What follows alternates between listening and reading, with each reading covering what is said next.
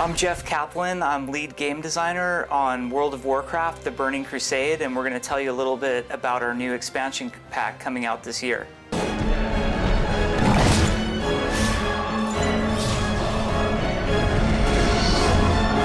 The Burning Crusade is actually going to cater to both playstyles, people who have been playing WoW since it released in 2004 of November, and brand new players. So the new players will have 2 new races to play. So if they purchase expansion right away, they can play the Blood Elves or the Draenei and get right into it. What's exciting about the Blood Elves is they're kind of the first pretty race that the Horde has gotten. A lot of the Horde characters are very monstrous, which turn off a lot of players. A certain demographic only likes to play really attractive looking characters, so the Blood Elves will bring a prettier face to the Horde, and also their starting lands are very beautiful. Most of the Horde starting areas are very harsh and desolate, or kind of gloomy and rainy, and the Blood Elf starting area, Eversong Forest, is this beautiful elven forest, so we think it'll be pretty exciting for people to play. The Draenei are certainly not ugly. A lot of people asked us, are you going to make an ugly race for the Alliance since you're making such a pretty race for the Horde? But the problem we have is we just want to make everything as cool as possible, so we weren't trying to purposely make the Alliance race ugly. In fact, if you look at the female Draenei, she's actually quite beautiful.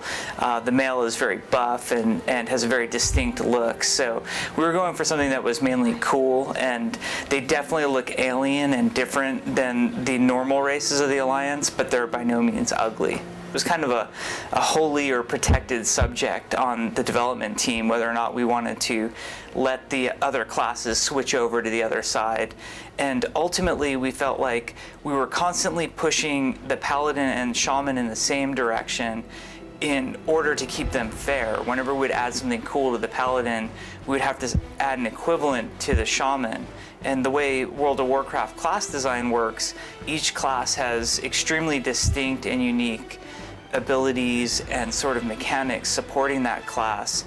So we had 2 conflicting design philosophies going on, and we were more interested in making the Shaman and Paladin distinct from each other rather than constantly having to play a game of fairness. So we feel like now that we've crossed over onto the other alliances, we have the design freedom to push the classes in any direction we want. One of the most exciting things about the expansion is the chance to open up new areas. World of Warcraft takes place in the Warcraft universe, which has existed for a number of years. Blizzard's been making Warcraft games for over a decade now. But what'll be exciting for WoW players is the fact that they'll have all these new lands to adventure in. So a lot of Outland looks very desolate and ripped apart. You'll see a lot of pieces of rock floating off into the twisting nether, but we've also had some areas of the new continent that are pristine and beautiful, because we realize players don't like constantly playing in that oppressive feel of a desert environment or a harsh environment. So we really try to mix up the scenery that players get to see. The new quests span the whole range of gameplay. We have a lot of quests that are just fun, what we call bread and butter quests, where players can go out and solo or group with one other person and complete a number of quests in one night. We also have quests that are more group oriented, so if you want to get 5 other people together and do some more challenging content like a dungeon or something like that, you can do that as well. There are actually huge changes to PvP in this expansion, and that's something that I'm pretty excited to talk about. We felt like our initial implementation of the PvP system was pretty good, but it had some inherent flaws. Currently, players spend a lot of time invested in earning their way through the PvP system, and while it is a competitive system, they're competing with players on their own side, which kind of goes against the core philosophy of World of Warcraft, which is Horde versus Alliance. So in this expansion, we're really excited to introduce a arena combat system, and the way that will work is players get to form teams. Right now we're thinking 2 versus 2, 3 versus 3, and 5 versus 5. We might change those numbers as we get into beta, but you can actually form this team separate from your guild, separate from a group, and then compete in a very competitive ladder. There's two modes to it. One is just practice mode, so you can get better, and then the other is head-to-head competitive mode, which only exists at the maximum level. And the way that the system works is it's very competitive, skill-based ladder, similar to a chess ELO rating system.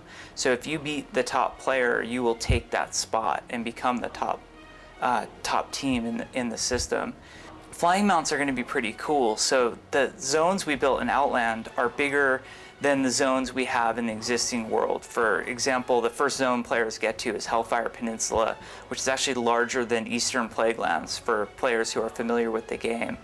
In order to expedite travel around these lands, we're introducing flying mounts. The only drawback to these babies is they don't have cup holders, which are very similar to our Griffin and Wyverns that fly around the world in the existing game.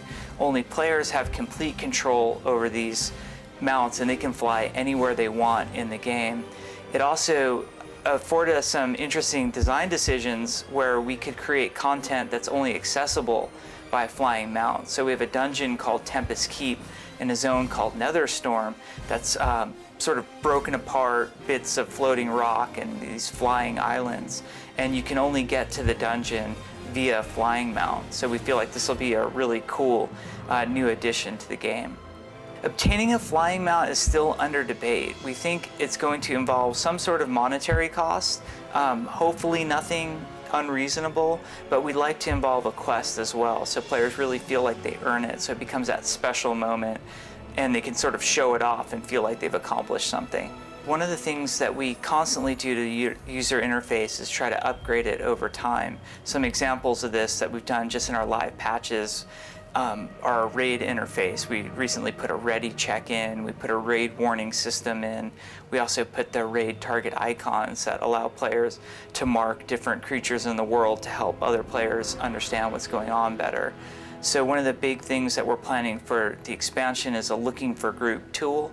We feel like the game needs improved looking for group functionality to help players just find each other in our massive game world. So that's a pretty exciting one that's coming down the pipe. I think all the core elements of World of Warcraft are already driving towards community. We recognize that community is what ultimately keeps a lot of players involved and invested in the game. So one thing we made sure of doing when we were building this expansion was focusing heavily on 3 of our brand new cities for the expansion. You've got Silvermoon City for the Blood Elves, Exodar for the Draenei, and a city for both up in Outland called Shatrath. And we realized that these cities become community hubs, that when players aren't actively involved in adventuring in the game, they like to go to the city just to socialize, to show off what their characters look like. They dance emote with each other, they chat, they trade, they auction house, they do all those things that are more community oriented. So we spent a lot of time reviewing our city design and trying to come up with a city design that encouraged community interaction, but sort of discouraged some of the unhealthy stuff that was happening in our old cities, which, for example, there was only one bank and auction house, so players would Hearthstone back to the city and get a lot of lag because their video cards couldn't load everything in time. So in Silvermoon, for example, there are 2 main hubs with an auction house, bank, and an inn in each one. So I think that will really help drive some community interaction and expansion. People who don't buy the expansion will still be able to keep playing like they always have. They will not be able to progress past level 60, so they'll still be capped there. But they'll be able to see Blood Elves and Draenei, just not travel to their areas. Also, there are certain things that we refer to as portable items, such as hunter pets that they've tamed in Outland, or items. Players who do not purchase expansion will be able to buy Outland items from the auction house from players who have purchased the expansion. It's now a pretty big production. We shipped the game with about 40 or 50 developers, and now we're up to 100. So we feel like we've learned how to make WoW really well, and we realize we need even more people to do it better.